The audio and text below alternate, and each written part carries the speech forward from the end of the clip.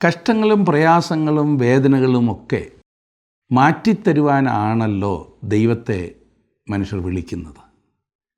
അങ്ങനെ മാറ്റിക്കിട്ടും എന്ന് ചിന്തിക്കുന്നത് കൊണ്ടാണല്ലോ പ്രാർത്ഥിക്കുന്നത്. എന്നാൽ വേദനകൾ ദൈവം അനുവദിക്കുന്നവയാകുന്നു എന്ന് നിങ്ങൾ മനസ്സിലാക്കിയിട്ടുണ്ടോ? ചിന്തിക്കാം.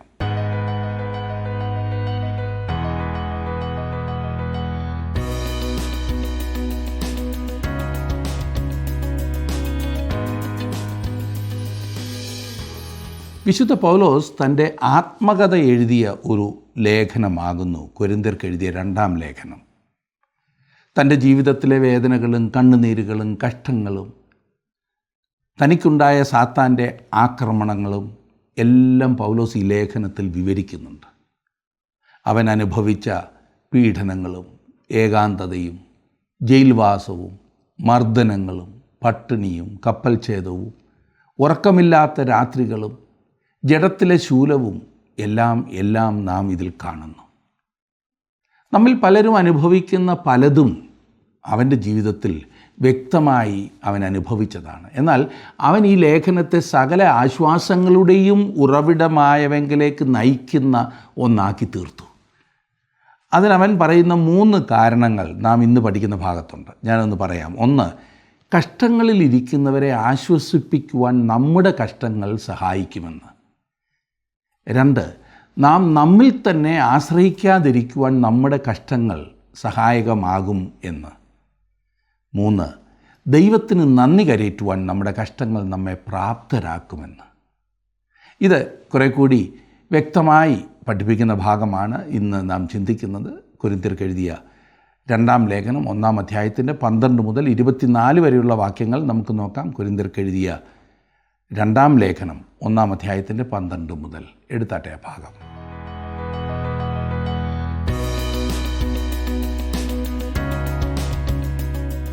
അപ്പോസ്തലനായ പൗലോസ് തൻ്റെ 1-ാമത്തെ ലേഖനം കൊരിന്ത്യർക്ക് എഴുതുമ്പോൾ അവൻ എഫെസോസിലായിരുന്നു. അവിടെ വെച്ച് തന്നെ അവൻ പറഞ്ഞു തനിക്ക് വളരെ വലുതായൊരു വാതിൽ തുറന്നു കിട്ടിയിരിക്കുന്നുവെന്ന്. ഏകദേശം 3 വർഷത്തോളം പൗലോസ് എഫെസോസിൽ താമസിച്ചു. അവൻ കൊരിന്തിലെത്തിയില്ല. തന്മൂലം കൊരിന്ത്യർ ഇപ്പോഴും അസ്വസ്ഥരായി കഴിയുകയാണ്. പൗലോസിന് ആ സമയത്ത് വ്യക്തിപരമായി അവിടെ പോകുവാൻ സാധിക്കാഞ്ഞതിനാൽ അവൻ തീത്തോസിനെ കൊരിന്തിലേക്ക് അയച്ചു. എഫെസോസിൽ പൗലോസിനോടൊപ്പം തിമോത്തിയോസും ഉണ്ടായിരുന്നു. ഇവർ രണ്ടും എഫെസോസിൽ നിന്ന് തിരിച്ച് ത്രോവാസിൽ വന്ന് തീത്തോസിനു വേണ്ടി കാത്തിരുന്നു. കൊരിന്തിൽ നിന്നുള്ള വാർത്തയുമായി തീത്തോസ് അവിടെ വരുമെന്ന് അവർ കാത്തിരുന്നു. തീത്തോസ് വരാതായപ്പോൾ പൗലോസ് തിമോത്തിയോസും കൂടി ചേർന്ന് ഫിലിപ്പിയിലേക്ക് പോവുകയുണ്ടായി. അവിടെയാണ് തീത്തോസ് അവരെ കണ്ടുമുട്ടി കൊരിന്തിയിലെ വിശേഷങ്ങൾ അറിയിച്ചത്. അവൻ കൊരിന്തിൽ നിന്നും നല്ല വാർത്തയാണ് കൊണ്ടുവന്നത്. അതായത് തൻ്റെ ആദ്യത്തെ കത്തിൽ കൊരിന്ത്യരോട് പൗലോസ് ആജ്ഞാപിച്ച കാര്യങ്ങൾ അവർ അനുസരിക്കുന്നു എന്നാണ് തീത്തോസ് വന്ന് പറഞ്ഞത്. അവർ കുറ്റബോധമുള്ളവരായി തീർന്നു, പാപബോധമുള്ളവരായി തീർന്നു. എത്ര പ്രോത്സാഹജനകമായൊരു റിപ്പോർട്ടില്ലേ? അതെ, ദൈവവചനം അനുസരിക്കുന്നത് എപ്പോഴും മറ്റുള്ളവർക്ക് പ്രോത്സാഹജനകമായിരിക്കും. ഫിലിപ്പിയിലിരുന്നാണ് പൗലോസ് ഈ 2-ാമത്തെ ലേഖനം എഴുതുന്നത്. ഈ ഉന്നതനായ അപ്പസ്തോലൻ തങ്ങളുടെ അടുത്ത് വരണമെന്ന് കൊരിന്ത്യർ ഇപ്പോഴും ആഗ്രഹിക്കുകയാണ്. എത്ര നല്ല ആഗ്രഹം!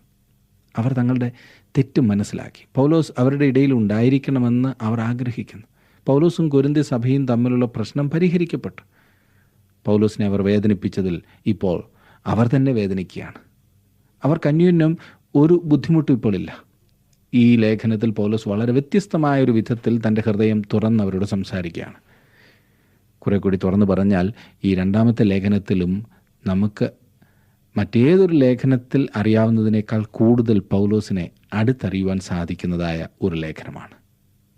ഈ 2-ാമത്തെ ലേഖനം നാം പഠിക്കുവാൻ ആരംഭിച്ചപ്പോൾ തന്നെ എത്ര മനോഹരമായ കാര്യങ്ങളാണ് പൗലോസ് പറയുന്നത്.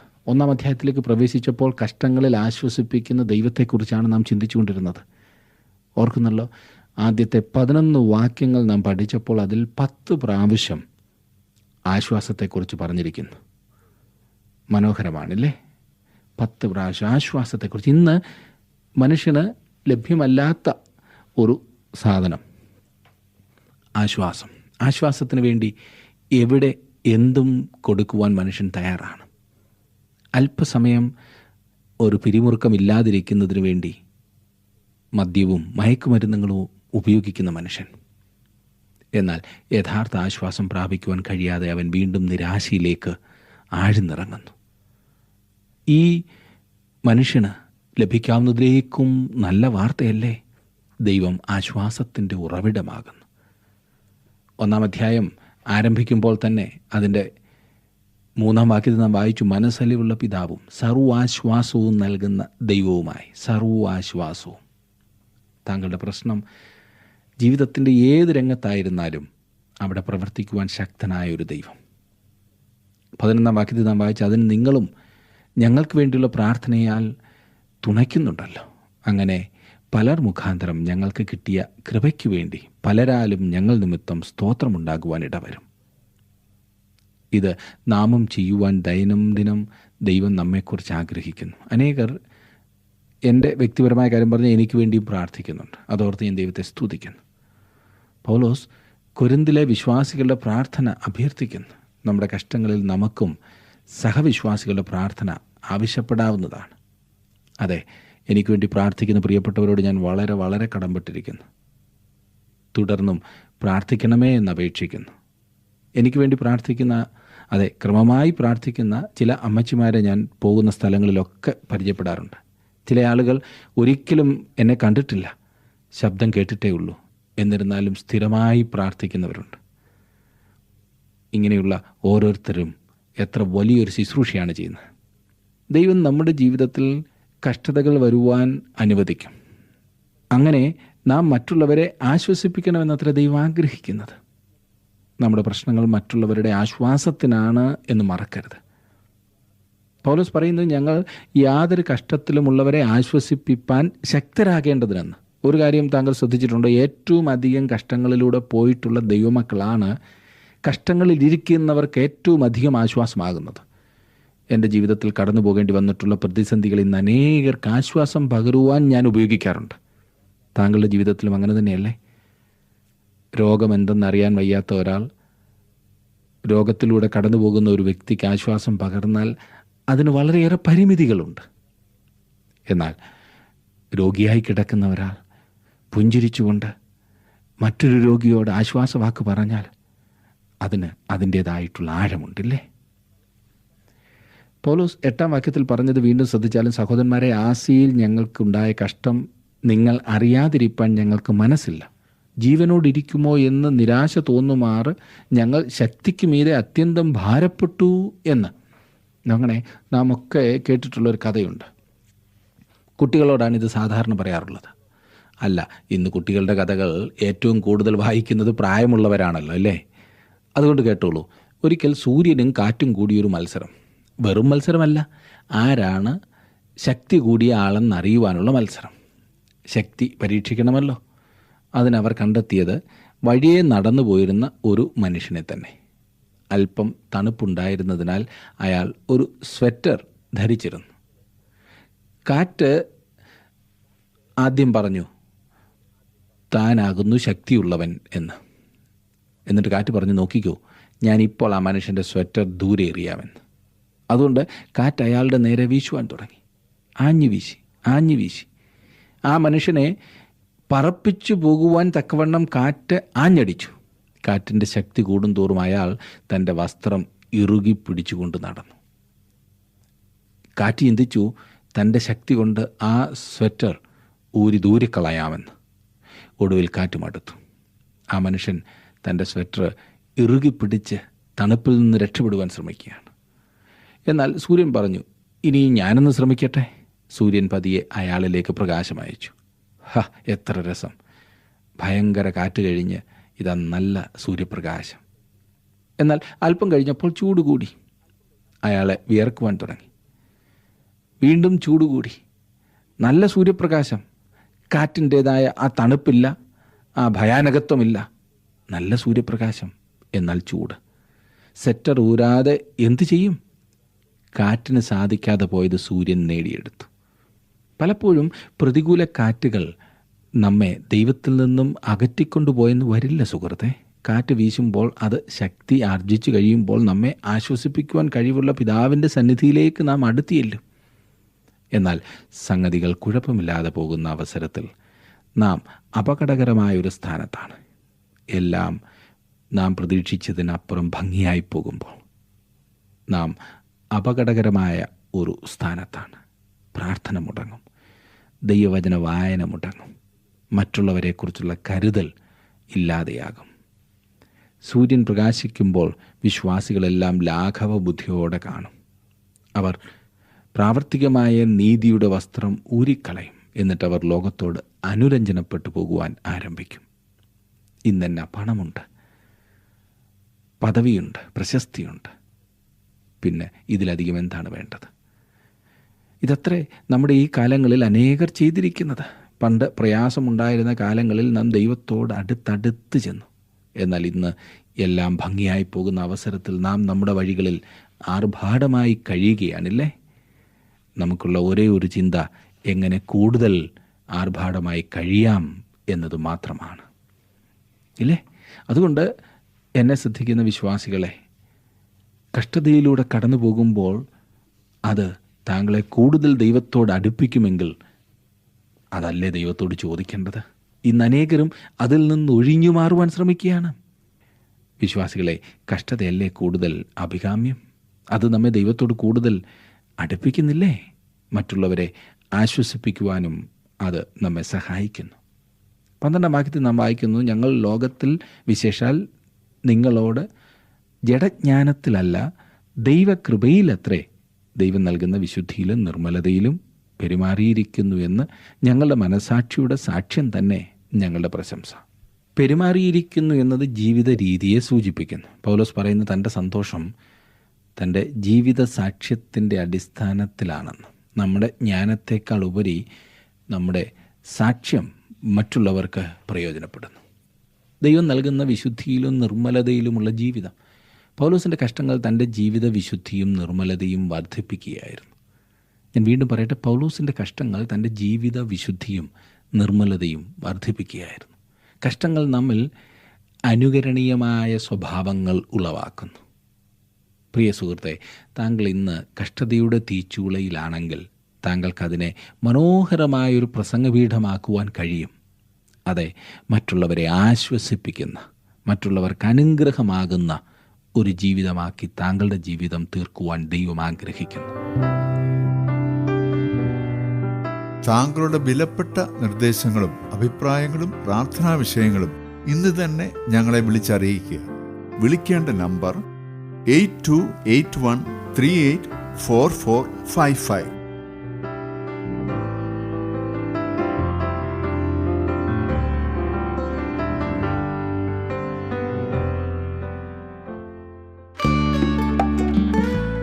ഇന്നത്തെ പ്രോഗ്രാം താങ്കൾക്ക് ഇഷ്ടപ്പെട്ടുവോ?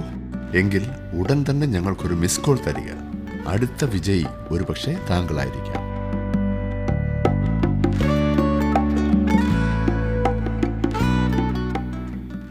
നാം 13 മുതൽ 15 വരെയുള്ള വാക്യങ്ങൾ വായിക്കുമ്പോൾ അവിടെ കാണുന്നത്, നിങ്ങൾ വായിക്കുന്നതും ഗ്രഹിക്കുന്നതും അല്ലാതെ മറ്റൊന്നും ഞങ്ങൾ നിങ്ങൾക്ക് എഴുതുന്നില്ല. നമ്മുടെ കർത്താവായ യേശുവിൻ്റെ നാളിൽ നിങ്ങൾ ഞങ്ങൾക്കെന്ന പോലെ ഞങ്ങൾ നിങ്ങൾക്കും പ്രശംസയാകുന്നു എന്ന് നിങ്ങൾ ഞങ്ങളെ ഏറെക്കുറെ ഗ്രഹിച്ചതുപോലെ അവസാനത്തോളം ഗ്രഹിക്കും എന്ന് ഞാൻ ആശിക്കുന്നു. ഇങ്ങനെ ഉറച്ചിട്ട് നിങ്ങൾക്ക് രണ്ടാമതൊരു അനുഗ്രഹം ഉണ്ടാകണമെന്ന് വെച്ച് മുമ്പേ നിങ്ങളുടെ അടുക്കൽ വരുവാനും ആ വഴിയായി മക്കദോന്യയ്ക്ക് പോയി പിന്നെയും മക്കദോന്യയിൽ നിന്ന് നിങ്ങളുടെ അടുക്കൽ വരുവാനും നിങ്ങളാൽ യഹൂദയിലേക്ക് യാത്ര അയക്കപ്പെടുവാനും ഞാൻ വിചാരിച്ചിരുന്നു. നോക്കണേ, പൗലോസ് ഇവിടെ സൂചിപ്പിക്കുന്നത്, എൻ്റെ ഒന്നാമത്തെ വരവിൽ ഞാൻ നിങ്ങൾക്കൊരനുഗ്രഹമായിരുന്നതുപോലെ ഞാൻ രണ്ടാമതും വരുന്നത് അപ്രകാരം തന്നെ ആയിരിക്കും, അല്ലാതെ നിങ്ങളെ ബുദ്ധിമുട്ടിക്കുവാനല്ല എന്ന്.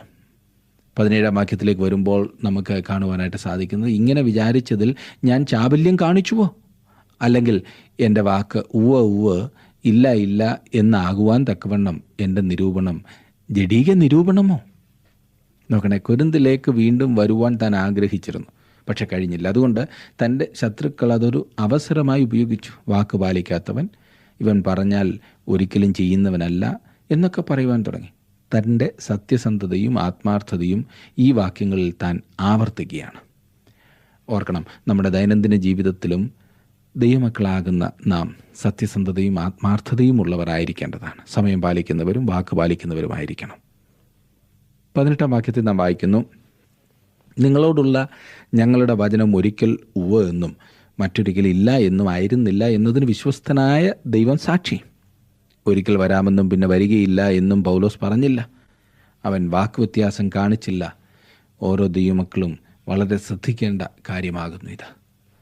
ഇനിയും 19 വാക്യത്തിലേക്ക് വരുമ്പോൾ അവിടെ കാണുന്നു, ഞാനും സില്വനാസും തിമത്തിയോസും നിങ്ങളുടെ ഇടയിൽ പ്രസംഗിച്ച ദൈവപുത്രനായ യേശു ക്രിസ്തു ഒരിക്കൽ ഉവ്വ് എന്നും മറ്റൊരിക്കൽ ഇല്ല എന്നും ആയിരുന്നില്ല, അവനിൽ ഉവ്വ് എന്നത്രയേ ഉള്ളൂ. പൗലോസ് പ്രസംഗിച്ച സുവിശേഷം മഹത്വകരമായ അനുഗ്രഹീതമായ ഒരു സുവിശേഷമായിരുന്നു. ഉവ്വ് എന്നാണ് അത് പറഞ്ഞത്. സുവിശേഷം എന്നാൽ ദൈവം എന്തോ നമുക്ക് വേണ്ടി ചെയ്തതാണ്. ആയത് നല്ല വാർത്തയാകുന്നു. നമുക്കുള്ള വിശ്വസ്തനായ ദൈവം മാത്രമല്ല, പിന്നെയോ ഉറപ്പുള്ള കർത്താവായ യേശു ക്രിസ്തു. അതെ, അവൻ നമുക്ക് അനുഗ്രഹമായി തീർന്നു. ഇനിയും 20 വാക്യത്തിലേക്ക് വരുമ്പോൾ നാം കാണുന്നത്, ദൈവത്തിൻ്റെ വാഗ്ദത്തങ്ങൾ എത്രയുണ്ടെങ്കിലും അവനിൽ ഉവ്വ് എന്നത്രേ. അതുകൊണ്ട് ഞങ്ങളാൽ ദൈവത്തിന് മഹത്വമുണ്ടാകുമാർ അവനിൽ ആമേൻ എന്നും തന്നെ. ക്രിസ്തുവിൽ എല്ലാം നല്ലതായിരിക്കും, ദോഷമായി ഒന്നുമില്ല. ക്രിസ്തുവിലായിരിക്കുന്ന ഒരു ദൈവ പൈതലിന് എല്ലാം നന്മയ്ക്കായി അനുഭവപ്പെടും. ദൈവം എല്ലാം നന്മയ്ക്കായിട്ട് മാത്രമാണ് ചെയ്യുന്നത്. സുഹൃത്തെ, 21, 22 വാക്യങ്ങളിൽ, ഞങ്ങളെ നിങ്ങളോടുകൂടെ ക്രിസ്തുവിൽ ഉറപ്പിക്കുന്നതും നമ്മെ അഭിഷേകം ചെയ്തതും ദൈവമല്ലോ. അവൻ നമ്മെ മുദ്രയിട്ടും ആത്മാവെന്ന അച്ചാരം നമ്മുടെ ഹൃദയങ്ങളിൽ തന്നുമിരിക്കുന്നു. ഇപ്പോൾ താങ്കൾക്കിവിടെ വിശ്വസ്തനായ സത്യവാനായ ദൈവവും തീർച്ചയുള്ള കർത്താവായ യേശുവും മാത്രമല്ല, നമ്മിൽ അധിവസിക്കുന്ന പരിശുദ്ധാത്മാവുമുണ്ട്. ദൈവത്തിൻ്റെ പരിശുദ്ധാത്മാവിൻ്റെ ഇന്നത്തെ ശുശ്രൂഷ മൊത്തത്തിൽ ഇവിടെ പറഞ്ഞിരിക്കുന്ന ഈ പ്രസ്താവനയിൽ വ്യക്തമാക്കപ്പെട്ടിട്ടുണ്ട് എന്നാണ് ഞാൻ ഉറച്ചു വിശ്വസിക്കുന്നത്. ഒന്ന്, ഞങ്ങളെ ഉറപ്പിക്കുന്നതും.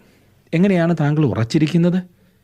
ഈ കൊരിന്തിലെ സഭയ്ക്ക് തൻ്റെ പ്രഥമ ലേഖനം പൗലോസ് എഴുതിയപ്പോൾ, 1-ാമത്തെ ലേഖനം എഴുതിയപ്പോൾ അവൻ ഇപ്രകാരം പറഞ്ഞാണ് ഉപസംഹരിച്ചത്: ആകയാൽ എൻ്റെ പ്രിയ സഹോദരന്മാരെ, നിങ്ങൾ ഉറപ്പുള്ളവരും കുലുങ്ങാത്തവരും നിങ്ങളുടെ പ്രയത്നം കർത്താവിൽ വ്യർത്ഥമല്ല എന്നറിഞ്ഞിരിക്കിയാൽ കർത്താവിൻ്റെ വേലയിൽ എപ്പോഴും വർദ്ധിച്ചു വരുന്നവരും ആകുവീനെന്ന്.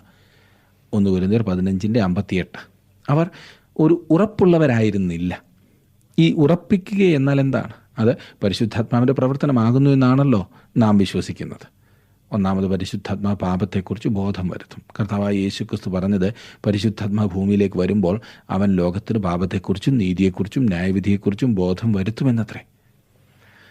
പാപത്തെക്കുറിച്ചുള്ള ബോധമുണ്ടായി പാപം അനുദപിച്ച് ഏറ്റുപറഞ്ഞ് ക്രിസ്തുവിനെ അംഗീകരിക്കുമെങ്കിൽ, രണ്ടാമത്തെ കാര്യം പരിശുദ്ധാത്മാവ് ചെയ്യുന്നതായി പറഞ്ഞിരിക്കുന്നത് അവൻ നമ്മെ വീണ്ടും ജനിപ്പിക്കും എന്നുള്ളതാണ്. അവൻ നമ്മെ വീണ്ടും ജനിപ്പിക്കുക മാത്രമല്ല, അവൻ നമ്മിൽ അധിവസിക്കുകയും ചെയ്യുന്നു. അവൻ നമ്മിൽ അധിവസിക്കുക മാത്രമല്ല, അവൻ നമ്മെ ക്രിസ്തുവിനോട് ഏകീഭവിപ്പിക്കുന്നു. അതായത് ക്രിസ്തുവിനോട് സ്നാനപ്പെടുത്തുന്നു. ഇവിടെ പറഞ്ഞിരിക്കുന്ന ഈ പ്രസ്താവന വളരെ രസകരമാണ്. ഞങ്ങളെ നിങ്ങളോടുകൂടെ ക്രിസ്തുവിൽ ഉറപ്പിക്കുന്നതും നമ്മെ അഭിഷേകം ചെയ്തതും ദൈവമല്ലോ. ഏത് ദൈവം? അതെ, പരിശുദ്ധാത്മാവാം ദൈവം. യേശു കയ്യിൽ മാ സ്വൈരം എന്ന് നാം പാടാറുണ്ടല്ലോ. അതല്ല ഇവിടുത്തെ അർത്ഥം. ആത്മസ്നാനത്താൽ നമ്മെ ക്രിസ്തുവിൻ്റെ ശരീരത്തിൻ്റെ ഭാഗമാക്കി തീർക്കുമ്പോൾ താങ്കൾ ക്രിസ്തുവിൻ്റെ കയ്യിൽ സുരക്ഷിതമാകുന്നു എന്നല്ല, ക്രിസ്തുവിൻ്റെ ഒരു കൈ പോലെ സുരക്ഷിതമാകുന്നു എന്നാണ്. മനസ്സിലായല്ലോ?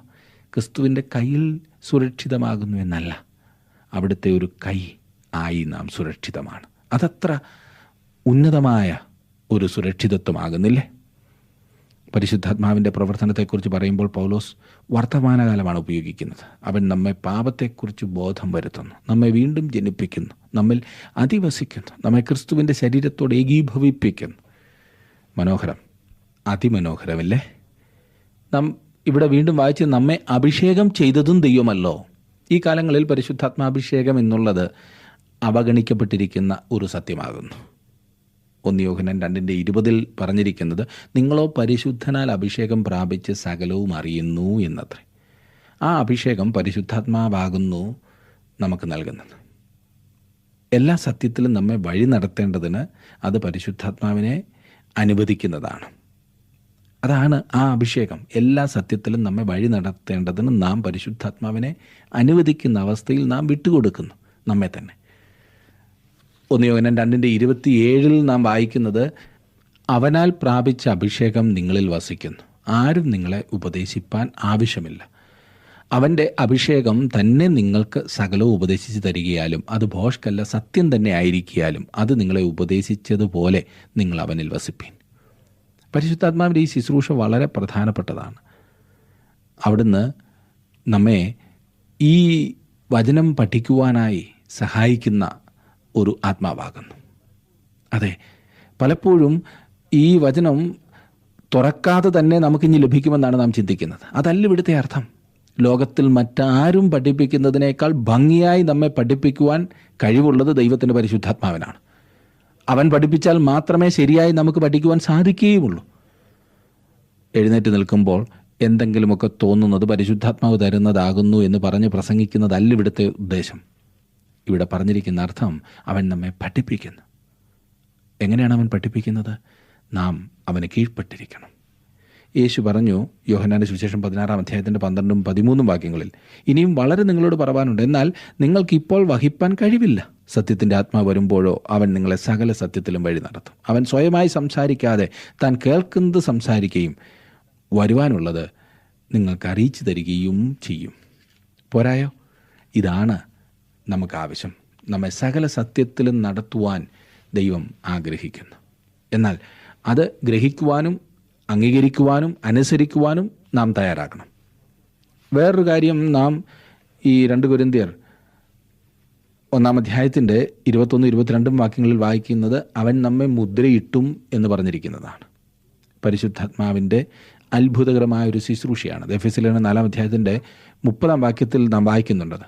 പരിശുദ്ധാത്മാവ് നമ്മെ മുദ്രയിടുന്നു. അവനെ ദുഃഖിപ്പിച്ച് മാറ്റി നിർത്തുവാൻ നമ്മെക്കൊണ്ട് കഴിയുമോ? ഇല്ല. ഒരു ദിവസം അവൻ നമ്മെ കണ്ടെത്തും. മുദ്ര എന്ന് പറയുമ്പോൾ ഇത് സാധാരണ പോസ്റ്റ് ഓഫീസിലൊക്കെ പോകുമ്പോൾ നാം സാധാരണ വിധത്തിൽ ഒരു കത്ത് പോസ്റ്റ് ചെയ്യുകയാകുന്നുവെങ്കിൽ അത് നാം ആർക്കയക്കുന്നുവോ ആളിന് ലഭിക്കണമെന്ന് യാതൊരു നിർബന്ധവുമില്ല. എന്നാൽ നാം രജിസ്റ്റർ ചെയ്യുകയാകുന്നുവെങ്കിൽ അത് നമ്മുടെ കയ്യിൽ നിന്നും അധികാരപ്പെട്ടവർ വാങ്ങിച്ച് പ്രത്യേകം മുദ്ര വെക്കും നമ്മുടെ മുൻപിൽ വെച്ച് തന്നെ. എന്നിട്ട് നമുക്കൊരു രസീതും തരും. എന്നിട്ട് പറയും, ഈ കത്ത് അല്ലെങ്കിൽ നിങ്ങൾ അയക്കുന്ന ഈ ഡോക്യുമെൻ്റ് അത് കിട്ടേണ്ട ആളിന് കിട്ടിയില്ല എങ്കിൽ ഈ രസീത് കൊണ്ട് കാണിച്ചാൽ മതി. അതെ, നാം ആരുടേതാകുന്നു എന്ന്, നാം അന്യരല്ല, നാം അനാഥരല്ല എന്ന് കാണിക്കുന്നതിൻ്റെ മുദ്ര ദൈവം തന്നെ പരിശുദ്ധാത്മാവിനാൽ നമ്മെ മുദ്രയിടുന്നു. വേറൊരു കാര്യം നാം കണ്ടത്, ആത്മാവെന്ന അച്ചാരം നമ്മുടെ ഹൃദയങ്ങളിൽ തന്നുവിരിക്കുന്നു എന്നുള്ളതാണ്. എന്താണ് ഈ അച്ചാരം? അതെ, നാം സാധാരണ അഡ്വാൻസ് കൊടുക്കാറുണ്ടല്ലോ. ഒരു കാര്യം പറഞ്ഞ് ഉറപ്പിച്ചതിന് ശേഷം മാറിപ്പോകാതിരിക്കുവാൻ വേണ്ടി, ഞാനാണ് വാങ്ങിക്കാൻ പോകുന്നതെങ്കിൽ ഞാനൊരു അഡ്വാൻസ് കൊടുക്കുന്നു. കൂടുതൽ വരുന്നു എന്നതിൻ്റെ ഒരു അടയാളമാണ് ഇതില്ലേ? അതെ, ആത്മാവെന്ന അച്ചാരം അവൻ നമുക്ക് തന്നിരിക്കുന്നു. ഇനിയും കൂടുതൽ ലഭിക്കുവാനായിട്ടുണ്ട്. എത്ര ഉന്നതമായിട്ടുള്ള ഒരു അനുഭവമില്ലേ? 1-ാം അധ്യായത്തിൻ്റെ 23-ാം വാക്യത്തിലേക്ക് വരുമ്പോൾ അവിടെ വായിക്കുന്നത്, എന്നാണ് നിങ്ങളെ ആദരിച്ചിട്ടത്രേ ഞാൻ ഇതുവരെ കൊരിന്തിൽ വരാഞ്ഞത്, അതിന് ദൈവം സാക്ഷി. പൗലോസ് പറയുന്നത്, താൻ ഇതിനു മുൻപ് കൊരിന്തിൽ വന്നിരുന്നെങ്കിൽ താൻ ആദ്യ ലേഖനത്തിൽ എഴുതിയതൊക്കെ അവരോട് ചെയ്തേനേമെന്നത്രേ. അതെഴുതുമ്പോൾ ഒരുപാട് താൻ അവരോട് ദേഷ്യപ്പെട്ടിട്ടാണ് സംസാരിച്ചത്. എന്നാൽ ഇപ്പോൾ അവർ ആകെ തിരുത്തിയത് കൊണ്ട് താൻ സന്തോഷിക്കുന്നു. 1-ാം ലേഖനത്തിൽ മൊത്തം തിരുത്തലുകളും ശാസനയും ആകുന്നുവല്ലോ. താൻ പറഞ്ഞതുപോലെ അവർ അനുസരിച്ചതിനാൽ ഇപ്പോൾ അവരോട് അവൻ സന്തോഷത്തോടെയാണ് ഇടപെടുന്നത്. 24-ാം വാക്യത്തിലേക്ക് വരുമ്പോൾ കാണുന്നു, നിങ്ങളുടെ വിശ്വാസത്തിന്മേൽ ഞങ്ങൾ കർത്തൃത്വമുള്ളവരെന്നല്ല, നിങ്ങളുടെ സന്തോഷത്തിന് ഞങ്ങൾ സഹായികൾ അത്രേ. വിശ്വാസ സംബന്ധമായി നിങ്ങൾ ഉറച്ചു നിൽക്കുന്നുവല്ലോ. പൗലോസ് പറയുന്നത്, നിങ്ങൾക്ക് ക്രിസ്തുവിൽ പൂർണ്ണ സ്വാതന്ത്ര്യം ഉണ്ട് എന്നത്രേ. ഞാൻ നിങ്ങളെ ശാസിച്ചാൽ നിങ്ങളുടെ നന്മയ്ക്ക് വേണ്ടി മാത്രമാണ് ഞാൻ ശാസിക്കുന്നത്. എന്നാൽ നിങ്ങൾക്ക് ക്രിസ്തുവിൽ പൂർണ്ണ സ്വാതന്ത്ര്യമുണ്ട്. നിങ്ങളെ എങ്ങനെയെങ്കിലും അടിമകളാക്കി ഞാൻ പറയുന്നത് പോലെ മാത്രം ചെയ്യുന്നതിന് വേണ്ടിയിട്ടുള്ള ഒരു പ്രവണതയല്ല ഞാൻ കാണിക്കുന്നത്. പിന്നെയോ നിങ്ങൾ ആത്മീയമായി വളരണമെന്നുള്ള താല്പര്യത്തോടുകൂടെ നിങ്ങളോട് പറയുന്നു. അതാണ് പൗലോസ് ഇവിടെ ഉദ്ദേശിക്കുന്നത്. നിങ്ങൾക്ക് സ്വാതന്ത്ര്യമുണ്ട്. നിങ്ങളുടെ സ്വാതന്ത്ര്യത്തെ ഹനിക്കുവാൻ ഞാൻ ആഗ്രഹിക്കുന്നില്ല. എന്നാൽ തിരുത്തുകയും ശാസിക്കുകയും നേരായ വഴിയിൽ കൊണ്ടുപോവുകയും ചെയ്യേണ്ടത് ആത്മീക പിതാവ് എന്ന നിലയിൽ എൻ്റെ ഉത്തരവാദിത്തമാകുന്നു, അതുകൊണ്ട് ഞാൻ ചെയ്യുന്നു, അത്രമാത്രം. അത് ഒരു പിടിച്ചുകെട്ടായ ഒരു അടിമത്തമായി നിങ്ങൾ കാണരുത് എന്ന് പൗലോസ് അവരോട് അപേക്ഷിക്കുകയാണ് ചെയ്യുന്നത്. വിശുദ്ധ പൗലോസ് കൊരിന്ത്യരെ നിയന്ത്രിക്കുവാൻ ശ്രമിക്കുകയായിരുന്നില്ല, പിന്നെയോ അവരെ വളർത്തുവാൻ, അവരെ ആശ്വസിപ്പിക്കുവാൻ പരിശ്രമിക്കുകയായിരുന്നു. നമുക്ക് നമ്മുടെ ജീവിതത്തിൽ ഈ ആശ്വാസം പ്രാപിക്കാവുന്നതാണ്. നമ്മുടെ ജീവിതത്തിൽ ഈ ആശ്വാസം പ്രാപിക്കുവാൻ നമുക്ക് ആവശ്യം ദൈവത്തിലുള്ള ആശ്രയമാണ്. കർത്താവായ യേശു ക്രിസ്തുവിലൂടെ ദൈവവുമായി ബന്ധപ്പെട്ട് ഒരു പുതുതായ ജനനത്തിൻ്റെ അനുഭവത്തിൽ നാം ആയിത്തീരുമ്പോൾ ദൈവം നമ്മെ അതിനായിട്ട് ഏതൊരു സാഹചര്യത്തിലും മുൻപോട്ട് പോകുവാൻ നമ്മെ ശക്തീകരിക്കും. ദൈവം നിങ്ങളെ അനുഗ്രഹിക്കട്ടെ. നമുക്ക് വീണ്ടും അടുത്ത ക്ലാസ്സിൽ കാണാം.